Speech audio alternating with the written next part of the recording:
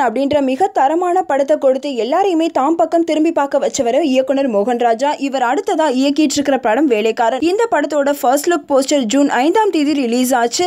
இந்த first look poster release ஆன அடுத்த சில நிமிஷங்கள்லயே இது ஒரு காப்பி போஸ்டர் அப்படின்ற செய்தி சோஷியல் மீடியாஸ்ல வைரலா பரவுச்சு. 1993ஆம் ஆண்டு மைக்கேல் டக்ளஸ் நடிச்சு வெளியான ஃபாலிங் டவுன் அப்படின்ற ஹாலிவுட் படத்தோட போஸ்டரை அப்படியே காப்பி பண்ணி வேலைக்காரன் போஸ்டரை உருவாக்கியிருக்காங்க.